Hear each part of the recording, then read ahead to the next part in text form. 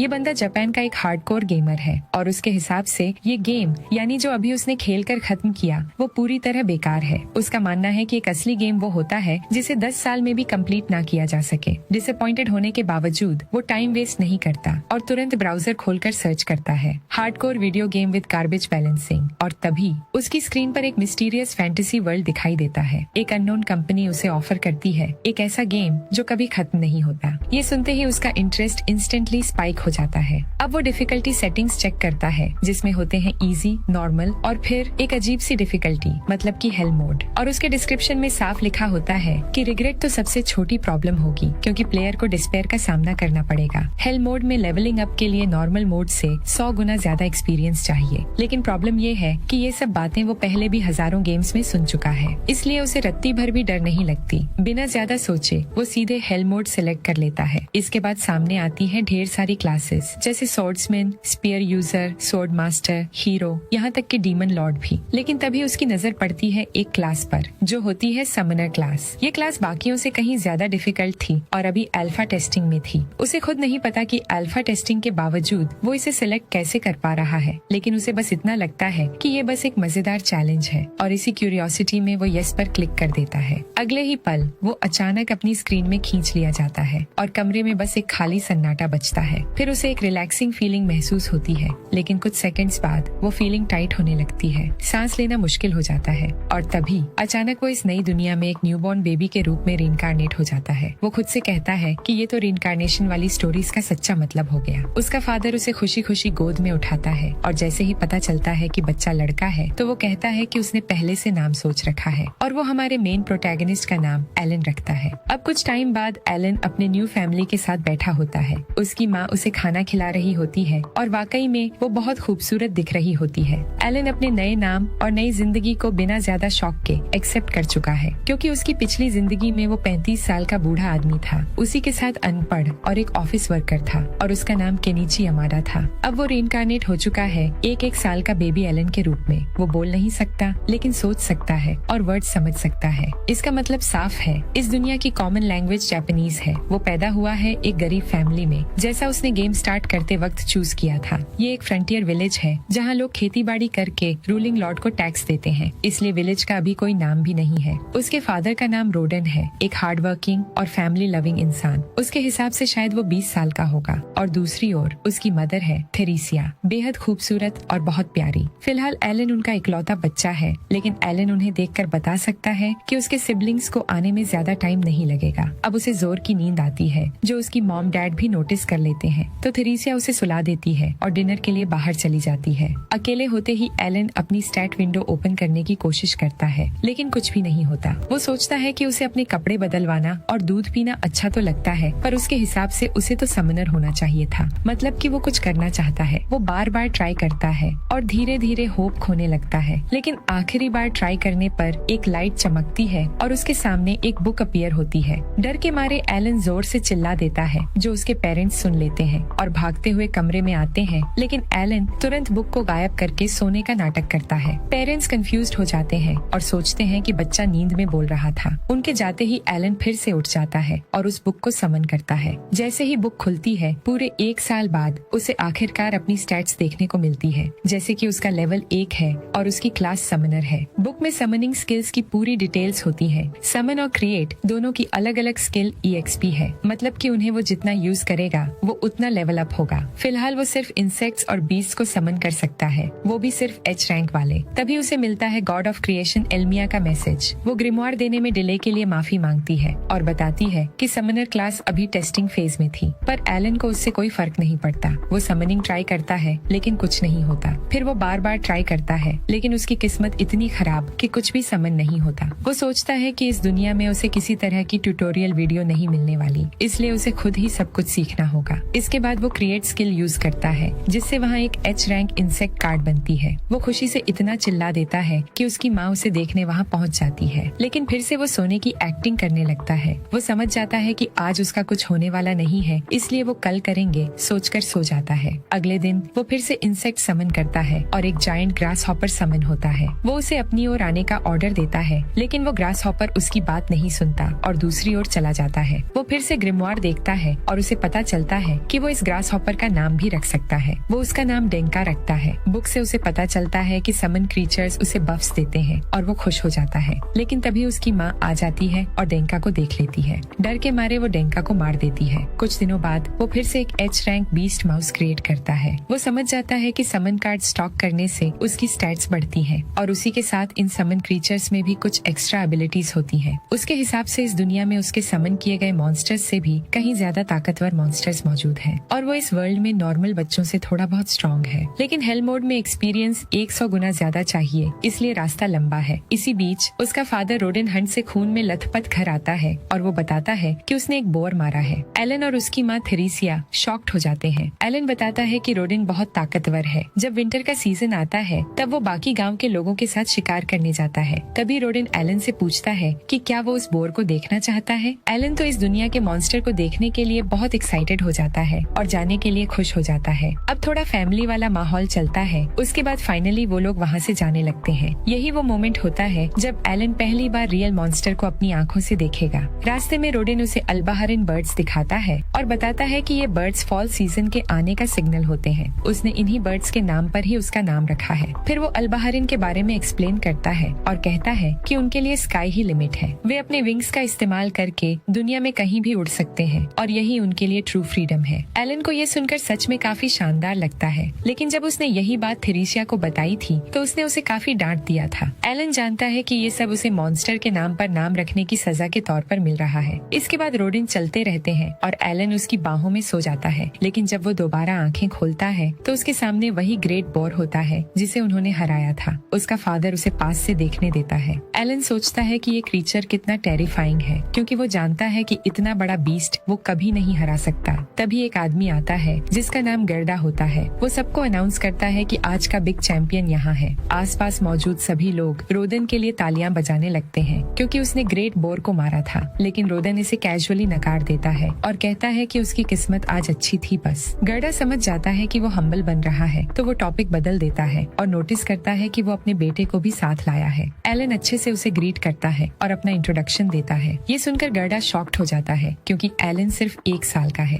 गर्दा बताता है कि उसकी डॉटर क्रेना भी उसी एज की है, लेकिन वो इतनी समझदार नहीं है। एलन पूछता है कि क्या ग्रेट बोर स्ट्रॉन्ग होते हैं। गर्दा एक्सप्लेन करता है कि वे सी रैंक मॉन्स्टर्स होते हैं, मतलब उन्हें हराने के लिए कम से कम 20 लोगों की जरूरत होती है। यानी साफ है वे काफी स्ट्रॉन्ग मॉन्स्टर्स हैं। एलन ये जानकारी अपने दिमाग में स्टोर कर लेता है क्योंकि अब उसे एक क्लियर अंदाजा मिल चुका था। अब वो दोनों घर के लिए निकल जाते हैं। अब 10 महीने बाद का सीन दिखाया जाता है। एलन लगभग 2 साल का हो जाता है। अब तक वह समन लेवल 2 और क्रिएट लेवल 2 हासिल कर चुका होता है। इसके साथ ही उसे मिलता है एक्सपेंशन लेवल 1 और उसके ग्रिमवार का नोट्स फीचर अनलॉक हो जाता है। एक्साइटेड होकर वह अपना स्टैट्स पेज खोलता है। वहाँ वह देखता है कि अब वह जी रैंक क्रिएचर कार्ड बना सकता है। उसे एक नई स्किल भी मिलती है जिससे वह समन्स को फ्यूज कर सकता है। साथ ही उसका कार्ड इन्वेंट्री स्पेस डबल हो जाता है, मतलब डबल बुफ्स। एलन तुरंत कुछ फ्यूज करना चाहता है लेकिन उसके पास इनफ एमपी नहीं होता, इसलिए वह एमपी रिकवर करने के लिए ज्यादा खाना खाने लगता है। डिनर के बाद वह तुरंत अपने रूम में जाता है जिसे देख उसके पेरेंट्स भी शॉक्ड हो जाते हैं। अब एलन इस नई स्किल को ट्राई करता है। वह 2 एच रैंक माउस कार्ड्स को फ्यूज करता है। एक्साइटमेंट के बावजूद कुछ भी नहीं होता।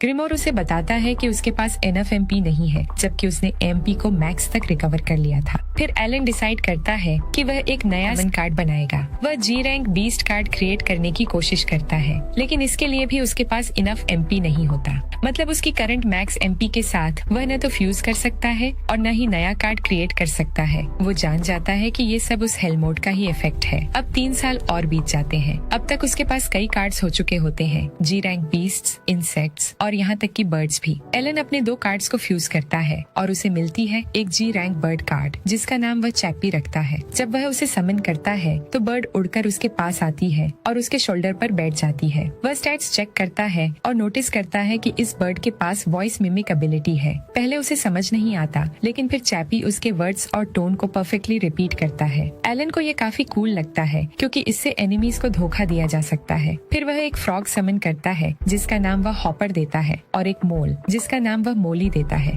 दोनों ही जी रैंक बीस्ट होते हैं। एलन हॉपर को प्रोवोक एबिलिटी यूज करने को कहता है। फ्रॉग कूदने लगता है और उसकी स्किन ग्लो करने लगती है जो बैटल में एक शानदार डिस्ट्रैक्शन बन सकता है। फिर वह मोली से डिग स्किल यूज करने को कहता है। मोली तुरंत जमीन में एक बड़ा होल खोद देता है। एलन समझ जाता जाता है कि मोली की इस पावर से वह कई सारे ट्रैप्स बना सकता है जो काफी यूजफुल है। उसे समझ आ जाता है कि एक ग्रेट समनर बनने की यही है, अपने क्रीचर्स के सारे स्टैट बफ्स को समझना। इस सिस्टम में काफी डेप्थ और कॉम्प्लेक्सिटी है। यही वो हार्डकोर गेमिंग एक्सपीरियंस है जो वह चाहता था। लेकिन तभी एलन उसी होल में खुद गिर जाता है। उसकी एक्साइटमेंट तुरंत कम हो जाती है क्योंकि उसे रियलाइज होता है कि वह अभी मॉन्स्टर्स से फाइट नहीं करने वाला। ठीक उसी वक्त कोई उसे चिल्लाता है। एलन पहले से जानता है कि अब क्या होने वाला है और वह बिल्कुल एक्साइटेड नहीं है। गर्डा की डॉटर क्रेना उसे ड्यूलिंग नाइट्स खेलने के लिए कहती है। कोई चॉइस न होने की वजह से एलन उसका फेयर ड्यूअल चैलेंज एक्सेप्ट कर लेता है, लेकिन उसके लिए ये बिल्कुल भी कूल नहीं है। उसे काफी एम्बैरेस्ड फील होता है। फिर भी वह जानता है कि क्रेना के साथ इन फाइट्स को सीरियसली लेना जरूरी है क्योंकि वह सरप्राइजिंगली फास्ट है और स्वॉर्ड ड्यूअल में कोई दया नहीं दिखाती। एलन अपने सारे क्रीचर बफ्स एजिलिटी में डाल देता है, लेकिन फिर भी वह मुश्किल से उसके साथ बराबरी कर पाता है। क्रेना इतनी ओवरपावर्ड होती है कि वह उसकी वुडन स्वॉर्ड तोड़ देती है और फिर भी अटैक करती रहती है। दिन के लास्ट में एलन के पेरेंट्स उसके पास आते हैं, हालांकि थोड़ा लेट हो जाता है। थेरेसिया अब जाहिर तौर पर फिर से प्रेग्नेंट होती है, जो किसी के लिए सरप्राइज नहीं होता। क्रेना के जाने के बाद एलन जमीन से उठता है। एक छोटी लड़की से पिटने के बाद भी वह अपनी मदर की हेल्प करता है और उसके हाथ में मौजूद वेजिटेबल्स उठा लेता है। थेरेसिया उसे स्माइल के साथ थैंक्स करती है। उस रात डिनर के दौरान एलन अपने फादर से कहता है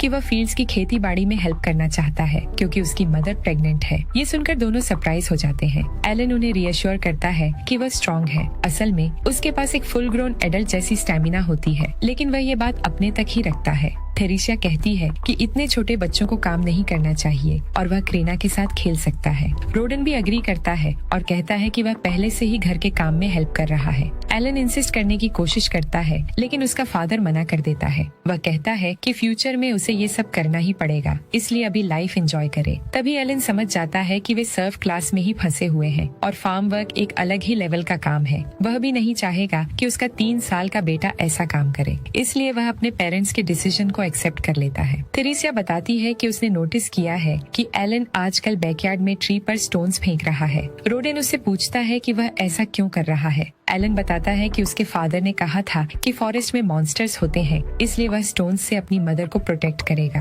रोडन हंसता है और अपने बेटे की बहादुरी कहकर तारीफ करता है, लेकिन अंदर ही अंदर एलन ऐसा इसलिए कर रहा था ताकि वह समनिंग के अलावा कोई और स्किल भी सीख सके। थेरेसिया स्माइल करती है और पूछती है कि क्या वह क्रेना को भी प्रोटेक्ट करेगा। एलन एग्री करता है, हालांकि उसके दिमाग में बस यही चलता रहता है कि खेलते वक्त वह कितनी रफ होती है। रोडन बताता है कि वे नाइट्स खेलकर कितना एंजॉय करते हैं और वह अप्रेजल सेरेमोनी का इंतजार कर रहा है। एलन पूछता है कि ये क्या होता है। उसकी मदर एक्सप्लेन करती है कि जब वह 5 साल का होगा तब एक डिवाइन सेरेमोनी होगी जिसमें ये तय होगा कि उसके पास किस तरह का टैलेंट है। रोडन कहता है कि अगर लक अच्छा रहा तो कोई अच्छा टैलेंट उन्हें सर्फडम से बाहर निकलने में हेल्प कर सकता है। ये सुनकर एलन काफी एक्साइटेड हो जाता है। विंटर आने पर वह डेंका को चेक करता है। वह इतनी देर से एक ही जगह बाउंस कर रहा था कि जमीन में होल बन गया था। अब एलन जानता है कि वह पूरे दिन एक क्रीचर समन रख सकता है। ये काफी बड़ा प्रोग्रेस है। तभी उसे क्रेना की आवाज सुनाई देती है। वह तुरंत ग्रिमोयर को गायब कर देता है। मजबूरी में वह फिर से उसके साथ नाइट्स खेलता है। क्रेना हमेशा की तरह रफ होती है। इस बार एलन उसकी पेस मैच करने और अटैक्स ब्लॉक करने की कोशिश करता है, लेकिन फिर भी क्रेना उसे हरा देती है। रोडन काम से घर लौटता है। थेरेसिया उसे ग्रीट करने बाहर आती है। तभी डेंका अचानक उसकी लेग पर कूद जाता है, जिससे वह पैनिक होकर गिर जाती है। रोडन तुरंत उसे चेक करने दौड़ता है। हालांकि वो बस थोड़ा सा डर गई थी, लेकिन थेरेसिया को कॉन्ट्रैक्शंस शुरू हो जाती हैं। साफ हो जाता है कि बेबी आने वाला है। क्रेना तुरंत अपनी मदर को बुलाने जाती है, जबकि रोडन और एलन सारी तैयारी करते हैं और थेरेसिया का ध्यान रखते हैं। एलन को समझ नहीं आता कि क्या करे। उसे लगता है काश उसने कभी बर्थिंग सिम गेम खेला होता, लेकिन उसका फादर भी उतना ही कंफ्यूज्ड होता है, भले ही ये उसके लिए दूसरी बार हो। फॉर्चुनेटली क्रेना की मदर मथिल्डा टाइम पर पहुंच जाती है और पिछली बार की तरह हेल्प करती है। वह सारे मेन को बाहर भेज देती है, कहती है कि लेडीज सब संभाल लेंगी, उन्हें बाहर ही सोना पड़ता है। पूरी रात मथिल्डा और उसकी डॉटर थेरेसिया की मदद करती है। सुबह होते होते एक बेबी जन्म लेता है। रोडन और एलन दौड़ते हुए अंदर आते हैं। अब उन्हें पता चलता है कि उनके यहाँ एक बेबी बॉय हुआ है। थेरेसिया रोडन से उसका नाम रखने के लिए कहती है। रोडन कॉन्फिडेंटली उसका नाम मैश रख देता है। हालांकि थेरेसिया उम्मीद करती है कि ये नाम भी किसी मॉन्स्टर से इंस्पायर्ड न हो। हालांकि असल में ये बात सच निकलती है, लेकिन थेरेसिया चिल्लाने के बजाय हंसने लगती है और सब लोग खुश हो जाते हैं। एलन सोचने लगता है कि उसने रीइंकार्नेट क्यों किया। भले ही वह जानता है कि कि उसका गोल सिर्फ लेवल्स मैक्स करना है। फिर भी ये फैमिली लाइफ उसे काफी अच्छी लगती है। हालांकि उसे अपनी पिछली जिंदगी छोड़ने का दुख तो है, लेकिन उस दुनिया में उसके लिए ऐसा कुछ भी नहीं था जिसके लिए वह अब रिग्रेट करे। अब वह अपने भाई को देखकर खुश होता है और उसे टच करता है, जिससे वो रोने लगता है। रोदन बताता है कि जब वह छोटा था तब तो वह इससे भी ज्यादा रोता था। एलन शर्मा जाता है। वह सोचता है कि उसे नहीं पता कि वह ये सब कैसे करेगा, लेकिन वह चाहता है कि उसका पूरा फैमिली सर्फडम की मजदूरी से आजाद हो जाए। जब आखिरकार एलन 5 साल का हो जाता है तो अप्रेजल सेरेमोनी का समय आ जाता है। वह अपने पिता रोदन से पूछता है कि यह सेरेमोनी कैसी होती है। रोदन उसे समझाता है कि यह एक स्पेशल इवेंट है जिसमें गुलाम से लेकर नोबल तक हर किसी को हिस्सा लेना पड़ता है जब वे 5 साल के होते हैं। अगर अप्रेजल में किसी तरह का टैलेंट निकल आता है तो गुलामी से ऊपर उठने का मौका मिल सकता है, लेकिन एक बड़ी प्रॉब्लम भी है, राइवल्स बहुत ज्यादा होंगे। एलन पूछता है ऐसा क्यों, तो रोदिन बताता है कि जैसे ही इस जमीन पर लोग बसने लगे, सबने एक के बाद एक बच्चे पैदा करने शुरू कर दिए और अब ढेर सारे बच्चे हैं जो उसी साल 5 के होने वाले हैं, जिनमें एलन भी शामिल है। इसी बीच क्रेना एलन को ग्रीट करती है और कहती है कि वे दोनों साथ साथ अप्रेजल सेरेमोनी चलेंगे क्योंकि उसकी एज भी वही है। कॉमनर विलेज के पास पहुँचते ही क्रेना बहुत एक्साइटेड हो जाती है। वह कहती है कि अगर उसका अप्रेजल सोर्स वुमन के रूप में हुआ तो वह नाइट बनेगी। एलन आसपास के लोगों को ध्यान से देखता है और सोचता है कि क्या ये लोग सच में कॉमनर्स हैं। वे उनसे कहीं ज्यादा अच्छे कपड़े पहने हुए थे। उसे यह देखकर भी हैरानी होती है कि सभी लोग एक ही समय पर सेरेमोनी में हिस्सा ले रहे हैं। रास्ते में कुछ लोग उसके लुक्स पर कमेंट्स करते हैं और कहते हैं कि उसके डार्क हेयर और डार्क आईज देखकर साफ है कि वह एक गुलाम होगा। सेरेमोनी शुरू होने से पहले चर्च से 3 प्रीस्ट बाहर आते हैं। वे कहते हैं कि क्रिएशन के गॉड एल्मिया सभी को बराबरी से महान अवसर का मौका देते हैं। इस देश में ऐसे कई हीरोज हुए हैं जो पहले गुलामी से जुड़े हुए थे। एग्जाम्पल के तौर पर क्लासिस द सेंट जन्म से एक कॉमनर था और ड्वर्ग द सोर्ड लॉर्ड तो एक गुलाम था। ये सुनकर एलन को याद आता है कि गेम में भी हीरो और सोर्ड लॉर्ड जैसी क्लासेस लो सोशल क्लास से ही शुरू होती थी। उसे पहले लगता था कि ये सिर्फ गेम कॉन्फ़िगरेशंस हैं, लेकिन अब साफ हो गया कि यही रूल इस पूरी दुनिया पर लागू होता है। इसी वजह से ऊपर से नीचे तक सबको अप्रेजल सेरेमोनी से गुजरना पड़ता है। इसके बाद सभी लोग अंदर जाते हैं। अंदर एलन उन गॉड्स की स्टैच्यूज देखता है जिनकी इस दुनिया में प्रेयर होती है। बीच में खड़ी स्टैच्यू को वह तुरंत पहचान लेता है। वह एल्मिया की स्टैच्यू थी, वही गॉड जिसने कभी उसे एक लेटर भेजा था। अप्रेजल सेरेमोनी शुरू होती है। प्रीस्ट सबसे पहले विलेज चीफ डिबोजी के बेटे पेलोमस को बुलाते हैं। उसे क्रिस्टल बॉल पर हाथ रखने को कहा जाता है और समझाया जाता है कि उसके सारे टैलेंट्स और एट्रीब्यूट्स पीछे लगी मेटल प्लेट पर दिखेंगे। जैसे ही वह क्रिस्टल बॉल को छूता है, उसके स्टैट्स मेटल प्लेट पर उभर आते हैं। एलन देखता है कि यह बिल्कुल उसके ग्रिमवार के स्टैट पेज जैसा है। पेलोमस में मर्चेंट बनने का टैलेंट निकलता है। उसके पिता बेहद खुश हो जाते हैं और खुशी से भर जाते हैं। यही एलन समझ जाता है कि यहाँ किसी भी तरह का टैलेंट होना सेलिब्रेशन की बात है। एट्रीब्यूट्स नंबर्स में नहीं बल्कि रैंक्स में दिखाए जाते हैं। वह अपने ग्रिमवार में देखकर कंफर्म करता है और खुश होता है कि उसके अलावा कोई और ग्रिमवार को नहीं देख सकता। सेरेमोनी आगे बढ़ती है और एलन देखता है कि हर किसी को टैलेंट नहीं मिलता। शायद इसी वजह से इसे इतना बड़ा इवेंट माना जाता है। इसके बाद डोगोरा नाम का एक बच्चा आगे आता है। जैसे ही वह क्रिस्टल बॉल पर हाथ रखता है, प्रीस्ट बताते हैं कि उसमें एक्स यूजर का टैलेंट है। एलन हैरान रह जाता है क्योंकि ये पहला ए रैंक एट्रीब्यूट है जो उसने अब तक देखा था। उसे लगता है कि टैलेंट के बिना हायर रैंक्स मिल ही नहीं सकते। लगभग सभी बच्चों का अप्रेजल हो जाने के बाद आखिरकार क्रेना की बारी आती है। वह जोश में दौड़ते हुए क्रिस्टल बॉल तक जाती है। इस बार क्रिस्टल बॉल अचानक तेजी से चमकने लगता है। पूरा हॉल हैरानी में डूब जाता है। क्रेना के पास सोर्ड लॉर्ड का टैलेंट निकलता है जो सबसे बेहतरीन टैलेंट्स में से एक माना जाता है। गर्डा खुशी से उछल पड़ता है और अपनी बेटी से कहता है कि उसने टैलेंट जैकपॉट मार लिया है, लेकिन क्रेना सैड हो जाती है क्योंकि वह सोर्ड्स वुमन बनना चाहती थी। एलन को इसमें जरा भी हैरानी नहीं होती। उसे पहले से पता था कि क्रेना की ओवर पावर्ड ताकत को जस्टिफाई करने का यही तरीका होगा। अब आखिरकार एलन की बारी आती है। वह खुश होता है क्योंकि अब उसके पेरेंट्स को पता चल जाएगा कि वह एक समनर है। जैसे ही वह क्रिस्टल बॉल पर हाथ रखता है, वह पहले से भी ज्यादा तेज चमकने लगता है और जोर से उसे पीछे धकेल देता है। रोडिन तुरंत घबरा जाता है, लेकिन एलन हंसते हुए कहता है कि क्रेना ने तो उसे इससे भी बुरा किया था। वह जल्दी से उठकर अपना टैलेंट देखने की कोशिश करता है। रोडिन प्रीस्ट से कहता है कि वे पढ़ नहीं सकते, इसलिए अगर वह एलन का टैलेंट बता दे तो बहुत मदद होगी। प्रीस्ट खुशी खुशी मान जाता है, लेकिन जैसे ही वह कहता है कि एलन के पास कोई टैलेंट नहीं है, वहाँ की सारी एक्साइटमेंट खत्म हो जाती है। एलन समझ जाता है कि कुछ तो गड़बड़ है। वह खुद जाकर मेटल प्लेट देखता है। जहाँ उसका टैलेंट लिखा होना चाहिए था, वहाँ सिर्फ एक अजीब सा टेक्स्ट ग्लिच दिखाई देता है। उसका मूड तुरंत खराब हो जाता है। वह क्रिएशन के गॉड को कोसता है और सोचता है कि उसे अपना अपना गेम ठीक से डिबग करना सीखना चाहिए, क्योंकि अब कोई नहीं जान पाएगा कि वह असल में समनर है। टैलेंट न होने के बावजूद रोडेन उसे घर ले आता है, जहाँ उसकी माँ थरेशिया इंतजार कर रही होती है। डिनर के दौरान उसके पिता कहते हैं कि टैलेंट्स मायने नहीं रखते,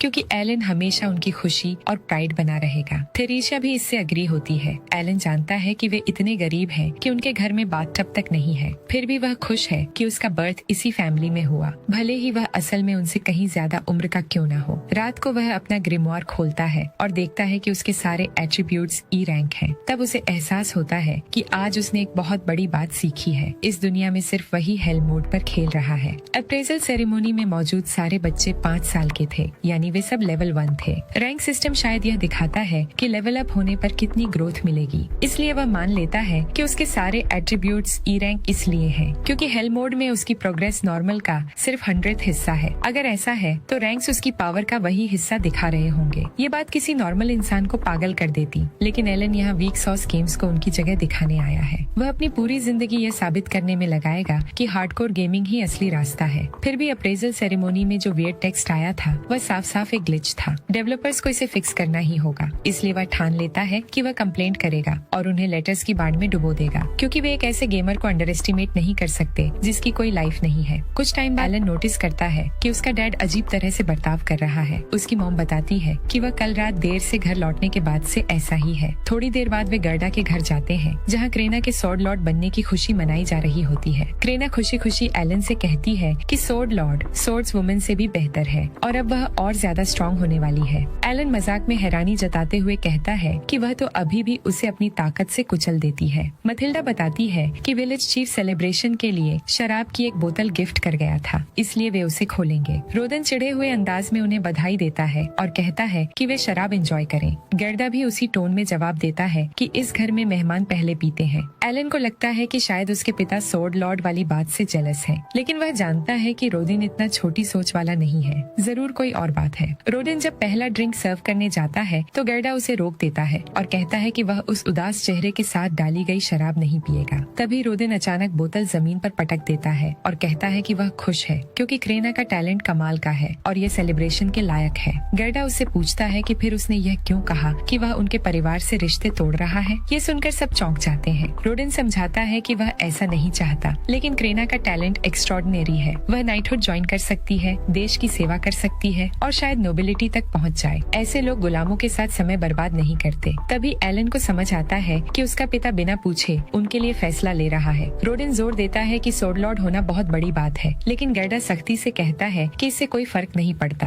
एलन उनकी बहस से थक जाता है और क्रेना से कहता है कि वह उन्हें शांत कराए। क्रेना तुरंत अपनी वुडन सोर्ड उठाती है, लेकिन उससे पहले ही मथिल्डा और थेरेसिया हालात संभाल लेते हैं। सब शांत होने के बाद एलन मथिल्डा से पूछता है कि क्या वे हमेशा ऐसे ही थे। वह बताती है कि फादर बनने ने उन्हें शांत कर दिया है, वरना पहले वे इतने गुस्सैल थे कि अक्सर एक दूसरे को मुक्के मार देते थे। थेरेसिया मुस्कुराते हुए पुराने दिन याद करती है और बताती है कि वे चारों बचपन के दोस्त थे और एक ही विलेज में साथ बड़े हुए थे। मथिल्डा आगे बताती है कि 10 साल पहले जब नए विलेज को बसाने की खबर फैली तो उन्होंने साथ जाने का फैसला किया। उन्होंने मिलकर अपने घर बनाने की प्लानिंग की थी, इसलिए दोनों घरों का डिजाइन एक जैसा है। रोदिन कहता है कि दोनों घर एक साथ बनाना आसान था। गर्दा बताता है कि सपोर्ट बीम्स उसने लगाए थे। रोडिन याद दिलाता है कि वॉल्स और फ्लोर्स उसने बनाए थे। गर्दा हंसते हुए कहता है कि रूफ्स उसने डाले थे। रोडिन बताता है कि शादी के बाद से उसने शराब नहीं पी थी और गर्दा कहता है कि उसके साथ भी यही है। अच्छी शराब के बाद दोनों में सुलह हो जाती है। अगले दिन काम करते टाइम किसी ने गर्दा को बताया कि ऑर्डर ऑफ नाइट्स क्रेना से मिलने आ रहे हैं। इसके बाद रोडिन और गर्दा अपने बच्चों के साथ कॉमनर विलेज जाते हैं। बहुत सारे लोग क्रेना को देखने के लिए इकट्ठा हो जाते हैं। एलन कहता है कि लगता है स्वॉर्ड लॉर्ड वाली बात पहले ही फैल चुकी है। तभी डोगोरा वहाँ आता है। एलन उसे अप्रेजल सेरेमोनी वाला बच्चा पहचान लेता है। डोगोरा अपने एक्स यूजर टैलेंट का घमंड दिखाता है, जबकि उसके हाथ में सिर्फ एक बड़ी लकड़ी होती है। वह एलन से कहता है कि वह यहाँ क्या कर रहा है, क्योंकि टैलेंटलेस लूजर्स की यहाँ कोई जगह नहीं है। एलन कुछ बोल पाता उससे पहले ही क्रेना तुरंत आगे आकर उसका बचाव करती है। वह साफ साफ कहती है कि एलन यहाँ इसलिए है क्योंकि वह स्ट्रॉन्ग है। डोगोरा जाहिर है इस बात पर भरोसा नहीं करता। वह क्रेना को याद दिलाता है कि एलन की सारी रैंक्स ई थी और वह एक गुलाम है। यह सुनते ही क्रेना गुस्से में उसे काटने के लिए दौड़ पड़ती है, लेकिन उसका पिता गर्डा तुरंत उसे पकड़कर रोक लेता है ताकि वह कंट्रोल में रहे। तभी गांव का चीफ सबको बताता है कि ऑर्डर ऑफ नाइट्स पहुंच चुका है। सब लोग तुरंत रास्ते से हट जाते हैं ताकि ताकि नाइट्स अंदर आ सके। आते ही सब लोग कैप्टन को पहचान लेते हैं। वह एक स्वॉर्ड मास्टर है जिसका नाम जेनोफ है। क्रेना असली नाइट को देखकर बेहद एक्साइटेड हो जाती है। एलन को याद आता है कि 3 साल हो चुके हैं जब से वह और क्रेना नाइट्स खेल रहे थे और अब वह असली नाइट को अपनी आंखों से देख रही है। क्रेना जोश में नाइट कैप्टन के सामने जाकर खुद को इंट्रोड्यूस करती है। एलन यह देखकर सोचता है कि क्या वह सच में गांव छोड़कर नाइट बनने चली जाएगी। तभी गेर्डा जल्दी से जेनोफ को बताता है कि उसकी बेटी सिर्फ 5 साल की है और उसने अभी तक असली स्वॉर्ड को छुआ तक नहीं है, इसलिए वह वहाँ टिक नहीं पाएगी। जेनोफ को इसमें कोई खास प्रॉब्लम नजर नहीं आती। वह उल्टा पूछता है कि क्या गेर्डा इस बात से डर रहा है कि उसने झूठ बोला है और बैरन ग्रैनवेल को धोखा देने की कोई ट्रिक चल रही है। गेर्डा घबराकर इनकार करता है। जेनोफ तुरंत वाइस कैप्टन को आगे आने का इशारा करता है और गेर्डा को प्रोटेस्ट करने का मौका तक नहीं देता। एलन पहले ही समझ जाता है कि कुछ गड़बड़ होने वाली है। जेनोफ सबको चेतावनी देता है कि अप्रेजल सेरेमोनी के रिजल्ट्स को गलत बताना डेथ पेनल्टी के बराबर अपराध है, इसलिए अब यह तय करना जरूरी है कि क्रेना का स्वॉर्ड लॉर्ड टैलेंट असली है या नहीं।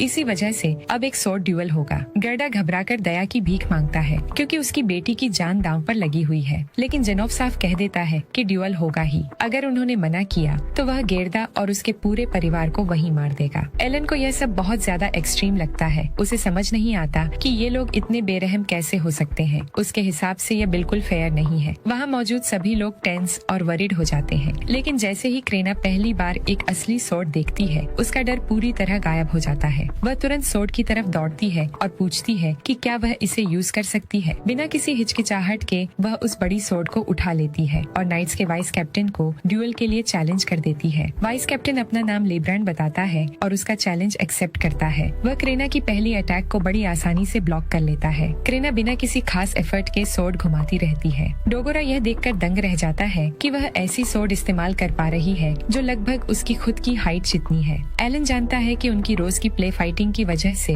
क्रेना की स्वॉर्ड मास्टरी स्किल कम से कम लेवल 5 के आसपास होगी, लेकिन उसे नहीं पता कि असली ड्यूअल में यह कितना काम आएगी। लेब्रांड आखिरकार काउंटर अटैक करने का फैसला करता है। क्रेना मुश्किल से उसकी स्वॉर्ड को अपनी स्वॉर्ड से ब्लॉक कर पाती है। ये देखकर उसका पिता गेर्डा बुरी तरह घबरा जाता है। क्रेना पीछे हटती है और फिर से चार्ज करती है, लेकिन लेब्रांड एक जोरदार किक मारता है और क्रेना दीवार से जा टकराती है। गेर्डा अपना आपा खो देता है और आगे बढ़ने की कोशिश करता है, लेकिन नाइट्स उसे पकड़ लेते हैं ताकि वह बीच में दखल न दे सके। रोडेन और एलन भी यह सब नहीं सह पाते और उन्हें भी नाइट्स रोक लेते हैं। एलन बेहद फ्यूरियस हो जाता है। उसके हिसाब से यह एक 5 साल की लड़की के लिए बहुत ज्यादा है। स्वॉर्ड लॉर्ड होने के बावजूद एडल्ट्स के पास स्किल और लेवल दोनों का एडवांटेज होता है। सारी चिंता के बावजूद क्रेना फिर से खड़ी हो जाती है। इस बार उसके चारों ओर एक इंटेंस ऑरा फैल जाती है। नाइट्स का वाइस कैप्टन भी अब उसे देखकर डर महसूस करता है। वह जल्दी जल्दी उसकी अटैक्स को ब्लॉक करने लगता है, लेकिन इस बार क्रेना इतनी स्ट्रॉन्ग होती है कि लेब्रांड अपना ग्राउंड तक होल्ड नहीं कर पाता। वह समझ जाता है कि यह कोई नॉर्मल स्ट्रेंथ नहीं है, बल्कि कोई एक्स्ट्रा स्किल एक्टिवेट हो चुकी है। एलन ये सब एक्साइटमेंट में देखता रहता है। तभी क्रेना आखिरी ब्लो देती है और लेब्रांड की स्वॉर्ड को 2 टुकड़ों में तोड़ देती है। उसी पल जेनोफ ड्यूल खत्म होने की अनाउंसमेंट करता है और दोनों को अपने वेपन्स नीचे रखने को कहता है। क्रेना हैरान हो जाती है कि ड्यूल इतनी जल्दी खत्म हो गया, लेकिन फिर भी वह लेब्रांड को धन्यवाद देती है और उसे एक स्ट्रॉन्ग दादाजी कह देती है। लेब्रांड उसे समझाने की कोशिश करता है कि वह इतना बूढ़ा नहीं है, क्योंकि वह सिर्फ 24 साल का है, लेकिन आखिरकार वह हार मानकर वहीं गिर जाता है। चारों तरफ से चीयर्स गूंजने लगते हैं। सब लोग हैरान होते हैं कि एक 5 साल की छोटी सी लड़की ने नाइट्स के वाइस कैप्टन को हरा दिया। अब किसी को भी शक नहीं रहता कि क्रेना सच में एक स्वॉर्ड लॉर्ड है। गेर्डा खुशी से हंस पड़ता है और गर्व से अपनी बेटी को गले लगाने दौड़ता है। रोदिन बस राहत महसूस करता है कि क्रेना सेफ है। जेनोफ भी समझ जाता है कि ड्यूल के बाद क्रेना की स्वॉर्ड की हालत देखकर अब कोई भी इस सच को झुठला नहीं सकता। वह गेर्डा की परवरिश की तारीफ करता है और अपने रूड बिहेवियर के लिए माफी मांगता है। गेर्डा अभी भी नाराज रहता है, लेकिन जेनोफ जोर देकर कहता है कि उसकी बेटी में शानदार टैलेंट है और वह उसके फ्यूचर पर बात करना चाहता है। गेर्डा शुरू में मना रहता है, लेकिन जेनोफ कहता है कि अगर वह कंफर्टेबल हो तो अपने फ्रेंड्स को भी साथ ला सकता है। ये सुनकर गेर्डा मान जाता है। इसके बाद सब चीफ्टैन के रेसिडेंस में खाना खाने के लिए इकट्ठा होते हैं। एलन देख सकता है कि गेर्डा अब भी अपसेट है और वह उसे ब्लेम नहीं करता। वह समझता है कि कैप्टन और विलेज चीफ का बेटा वहाँ क्यों है, लेकिन उसे यह समझ नहीं आता कि डोगोरा और उसका पिता क्यों आए हैं। वह मान लेता है कि शायद डोगोरा स्वॉर्ड लॉर्ड के सामने फीका महसूस नहीं करना चाहता। इसी बीच एलन चुपके से तय करता है कि वह टेबल पर रखे कुछ मोलमो फ्रूट्स घर ले जाएगा। जेनोफ सबको खाने के लिए कहता है और फॉर्मली खुद को नाइट्स के कैप्टन के रूप में इंट्रोड्यूस करता है। वह बताता है कि उसे उसके लॉर्ड के ऑर्डर्स पर यहाँ भेजा गया था ताकि ये कंफर्म किया जा सके कि क्या यहाँ सच में एक सोर्ड लॉर्ड पैदा हुआ है। ड्यूअल के बाद रिजल्ट्स बिल्कुल क्लियर हैं। ज़ेनोफ डेबोजी को बताता है कि यह फ्रंटियर विलेज पूरी तरह बसने के बाद उसके नाम पर रखा जाना था, लेकिन अब जब यहाँ एक सोर्ड लॉर्ड का जन्म हुआ है, उसके लॉर्ड ने फैसला किया है कि इस सम्मान में गांव का नाम बदलकर क्रेना विलेज रखा जाएगा। ये सुनकर गेर्डा पूरी तरह शॉक्ड हो जाता है और उसका गुस्से भरा चेहरा तुरंत गायब हो जाता है। डेबोजी खुशी खुशी इस फैसले को एक्सेप्ट करता है और कहता है कि वह बैरन के डिसीजन का सम्मान करता है। ज़ेनोफ बदलाव के लिए माफी मांगता है और बताता है कि 3 साल पहले एक काउंट के परिवार में भी एक सोर्ड लॉर्ड पैदा हुआ था। एलन चुपके से फ्रूट अपने कपड़ों में छिपाता रहता है, लेकिन यह सुनकर वह हैरान हो जाता है क्योंकि उसे पूरा यकीन था कि सोर्ड लॉर्ड सिर्फ गुलाम, कॉमनर या बैरन क्लासेस में ही पैदा हो सकते हैं। ज़ेनोफ आगे बताता है कि वह सोर्ड लॉर्ड बाद में रॉयल फैमिली की सर्विस में गया था, लेकिन एक्सपेक्टेशंस पर खरा नहीं उतर पाया। रीअप्रेजल के बाद ये साफ हुआ कि उसकी टैलेंट असल में एक नॉर्मल सोर्ट्समैन की थी। इसके अलावा यह भी सामने आया कि कई नोबल्स ने अपनी टैलेंट्स को बढ़ा चढ़ाकर बताया था। इसी वजह से किंगडम ने फैसला किया है कि अब हर अप्रेजल रिजल्ट को अच्छी तरह वेरीफाई किया जाएगा।